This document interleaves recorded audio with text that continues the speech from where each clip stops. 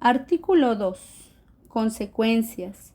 Una consecuencia. María es la reina de los corazones.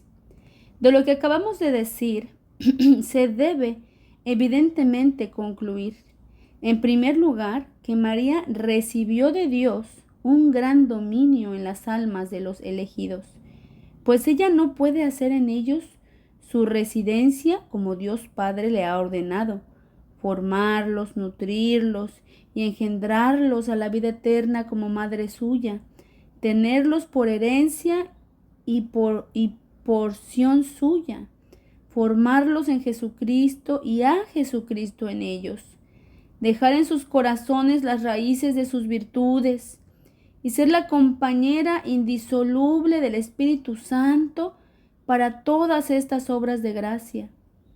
Me parece que ella no podría hacer todas estas cosas sino teniendo el derecho y dominio sobre sus almas por una singular gracia del Altísimo, que habiéndole dado potestad sobre su unigénito, se la ha dado también sobre sus hijos adoptivos, no solo en cuanto al cuerpo, lo cual sería poco, sino también en cuanto al alma.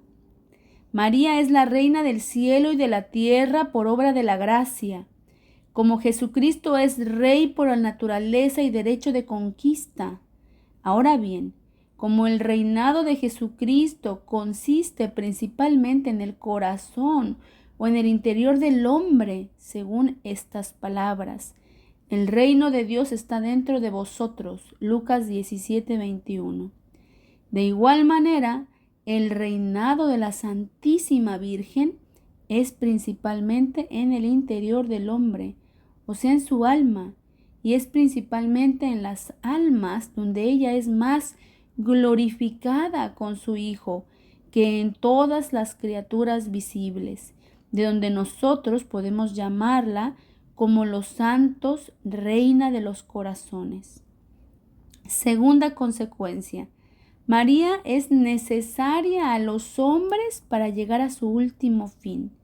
En segundo lugar, es necesario concluir que la Santísima Virgen, siendo necesaria a Dios, con una necesidad que llamamos hipotética, en consecuencia de su voluntad, es mucho más necesaria a los hombres para alcanzar su último fin. No se debe confundir la devoción a la Santísima Virgen con las devociones a los santos, como si no fuera más necesaria y solo por supererogación. Primero, la devoción de la Santísima Virgen es necesaria a todos los hombres para salvarse. El doctor y piadoso Suárez, de la Compañía de Jesús, el sabio y devoto Justo Lipsio, doctor de Lovaina y muchos otros, han probado irrefutablemente, en concordia con los sentimientos de los santos padres, entre otros, San Agustín, San Efrén, diácono de Edesa, de San Cirilo de Jerusalén, de San Germán de Constantinopla, de San Juan Damasceno, de San Anselmo, San Bernardo, San Bernardino, Santo Tomás y San Buenaventura, que la devoción de la Santísima Virgen es necesaria para la salvación y que es una señal infalible de reprobación, como sienten incluso Ecolampadio y algunos otros herejes. No tener estima y amor a la Santísima Virgen, siendo por el contrario clara señal de predestinación, entregársele entera, devota y verdaderamente.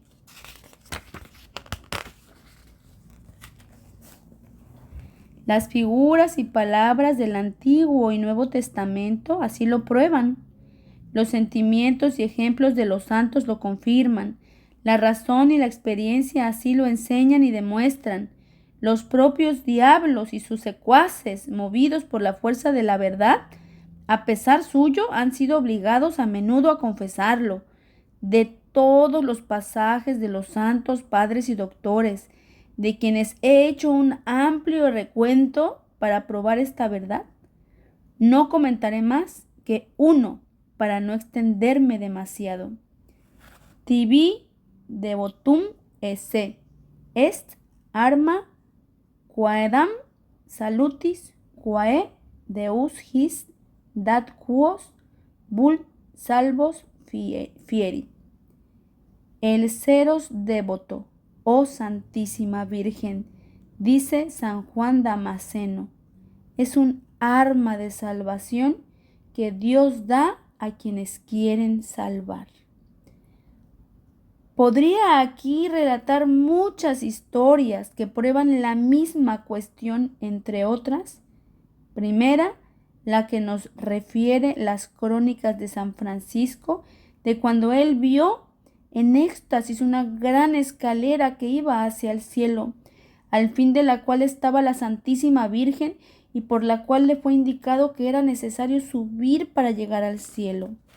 Segunda, la que es relacionada en las crónicas de San Domingo, en que se cuenta que 15,000 demonios poseían el alma de un infeliz hereje cerca de Carcasona, donde Santo Domingo predicaba el rosario. Confundidos fueron obligados por mandato de la Santísima Virgen a confesar muchas grandes y consoladoras verdades referentes a su devoción, con tal fuerza y claridad que aunque seamos poco devotos, no se puede leer esta auténtica historia, así como el panegírico que el diablo hizo a pesar suyo sobre la devoción a ella, sin derramar lágrimas de alegría. Segundo, la devoción a la Santísima Virgen es más necesaria todavía para quienes están llamados a una perfección particular. Si la devoción a la Santísima Virgen es necesaria a todos los hombres para alcanzar su salvación, lo es mucho más aún para aquellos que son llamados a una perfección particular, y no creo que una persona pueda adquirir una unión íntima con nuestro Señor y una perfecta fidelidad al Espíritu Santo sin una gran unión con la Santísima Virgen y una gran dependencia a su socorro. Solamente María encontró gracia delante de Dios, Lucas 1:30, sin ayuda de ninguna criatura, solo por intermedio de ella han encontrado gracia delante de Dios aquellos que después de ella la han hallado, y solo por ella la tendrán aquellos que en lo sucesivo la han de hallar. Ella era llena de gracia cuando fue saludada por el arcángel San Gabriel, Lucas 1:28, y fue superabundantemente llena de gracia por el Espíritu Santo cuando la cubrió con su sombra inefable, Lucas 1:35, y de tal manera ha aumentado de día en día y de momento en momento esta doble plenitud, que llegó a un grado de gracia inmensa e inconcebible, de tal forma que el Altísimo la hizo única tesorera de sus riquezas y la única dispensora de sus gracias, para ennoblecer, elevar y enriquecer a quien quiere, para hacer entrar a quien desea por la vía estrecha del cielo, para permitir la entrada a pesar de todo por la puerta angosta de la vida a quien desea, y dar el trono, el cetro y la corona de rey a quien ella quiere. Jesús es en todas partes y siempre el fruto y el Hijo de María, y María es en todo lugar y siempre el verdadero árbol que llevó el fruto de la vida y la verdadera madre que lo produce. Solamente a María entregó Dios las llaves de las bodegas del divino amor y el poder de entrar en las vías más sublimes y secretas de la perfección y ahí hacer entrar a los otros.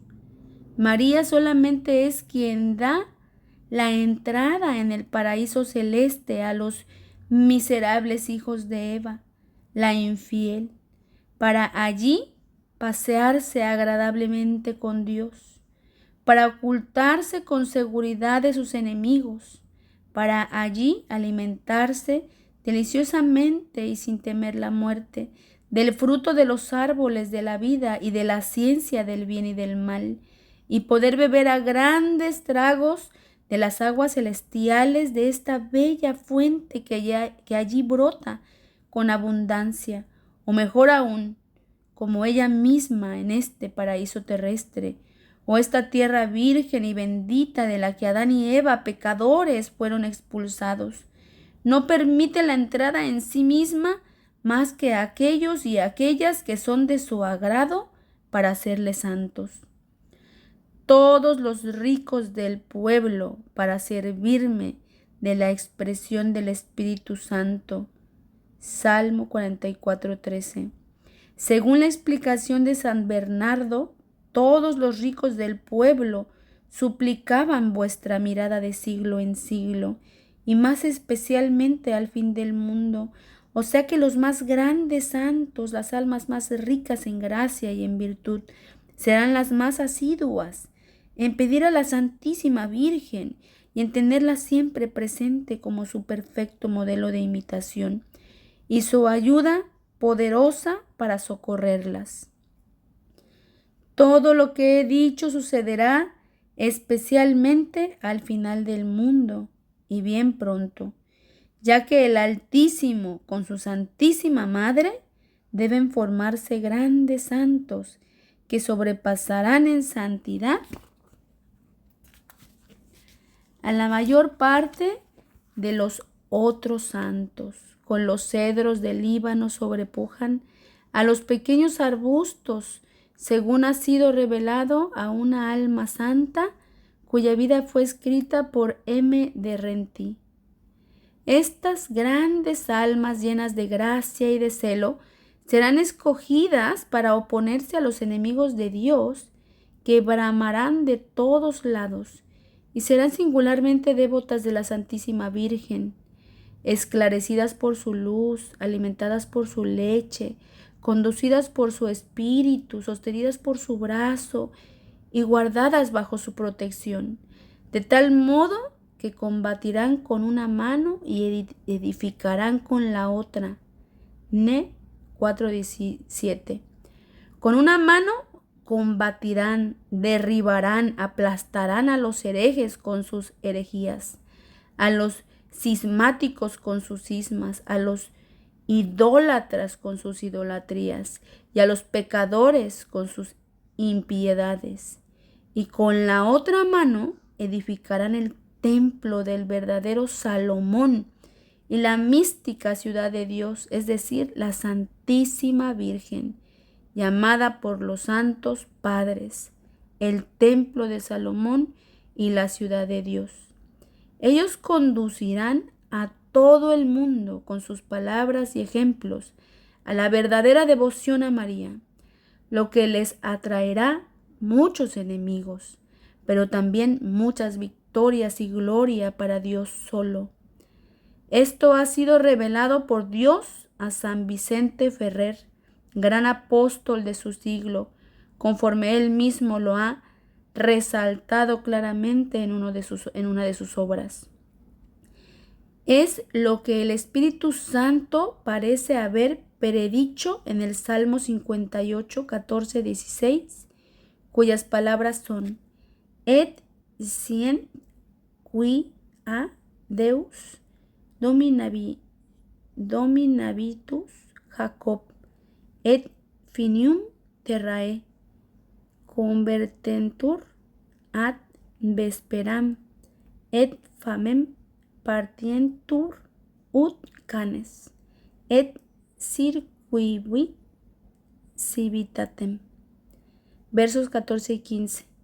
El Señor dominará en Jacob y en toda la tierra. Ellos se convertirán en el atardecer y sufrirán el hambre como los perros, e irán alrededor de la ciudad buscando qué comer. Esta ciudad que los hombres encontrarán al fin del mundo para convertirse y saciar su hambre de justicia es la Santísima Virgen, quien es llamada por el Espíritu Santo Villa y Ciudad de Dios. Salmo 86, 3. Tercero, la devoción a la Santísima Virgen será más especialmente necesaria en esos últimos tiempos. Papel especial de María en los últimos tiempos. Por María comenzó la salvación del mundo. También por María debe ser consumada. Ella prácticamente no apareció en la primera venida de Jesucristo, a fin de que los hombres aún poco instruidos y esclarecidos sobre la persona de su Hijo no se alejasen de la verdad, aferrándose intensa e imperfectamente a ella, lo que aparentemente sucedería si hubiera sido conocida por causa de los encantos admirables que el Altísimo puso aún en su exterior, lo que es tan verdadero que San Dionisio el Areopagita nos dejó escribir que cuando la vio, la habría tomado por una divinidad, a causa de sus secretos encantos y su belleza incomparable. Si la fe en la cual estaba confirmado no le hubiera enseñado lo contrario, pero en la segunda venida de Jesucristo, María debe ser conocida y revelada por el Espíritu Santo, para que por su intermedio sea mejor conocido, amado y servido Jesucristo. No subsistirán más las razones que lo llevaron a ocultar a su esposa durante su vida y a no manifestarse a su propósito sino raras veces desde que se predicó el Evangelio. Dios quiere entonces revelar y descubrir a María, la obra principal de sus manos en estos últimos tiempos, porque ella se ocultó en este mundo, colocándose más bajo que el polvo por su profunda humildad, habiendo obtenido de Dios, de sus apóstoles y evangelistas, que de ella nada fuese manifestado, porque siendo la obra prima de las manos de Dios, tanto aquí abajo por la gracia como en el cielo por la gloria, quiere en ella ser glorificado y alabado en la tierra por los mortales. Como ella es la aurora que precede y descubre al sol de justicia, Jesucristo debe ser conocida y vista para que también Jesucristo lo sea, siendo María el camino por el cual Jesucristo vino a nosotros la primera vez. Ella lo será también cuando venga la segunda, aunque no de la misma forma, siendo ella el medio seguro y la vía recta e inmaculada para ir a Jesucristo y encontrarlo perfectamente. También por ella lo han de hallar las almas santas que deben resplandecer en santidad. El que hallare a María hallará la vida, Proverbio 8:35, es decir, a Jesucristo, que es el camino, la verdad y la vida, Juan 14:6. Pero no se puede encontrar a María cuando no se la busca. No se puede buscar cuando no se la conoce, pues no se busca ni se desea un objeto desconocido. Es necesario entonces que María sea más conocida que nunca para el mayor conocimiento y gloria de la Santísima Trinidad. María debe brillar más que nunca en misericordia, en fuerza y en gracia. En estos últimos tiempos, en misericordia, para reconducir y recibir amorosamente a los pobres pecadores y desviados que se convertirán y volverán a la Iglesia Católica, en fuerza contra los enemigos de Dios, los idólatras, cismáticos, mahometanos, judíos e impíos obstinados, quienes se rebelarán de forma terrible, seduciendo y haciendo caer, sirviéndose de promesas y amenazas a todos aquellos que les fueren contrarios. En fin, ella debe resplandecer en gracia, animando y sosteniendo a los valientes soldados y fieles servidores de Jesucristo que combatirán por sus intereses. Por último, María ha de ser terrible para el diablo y sus secuaces, como un ejército formado en batalla, principalmente en estos últimos tiempos, pues el diablo, sabiendo perfectamente que le queda poco tiempo y mucho menos que nunca para perder a las almas, redobla sus esfuerzos y combate, y ha de suscitar rápidamente crueles persecuciones, poniendo terribles acechanzas a los fieles servidores e hijos de María, a quienes con más dificultad le cuesta vencer.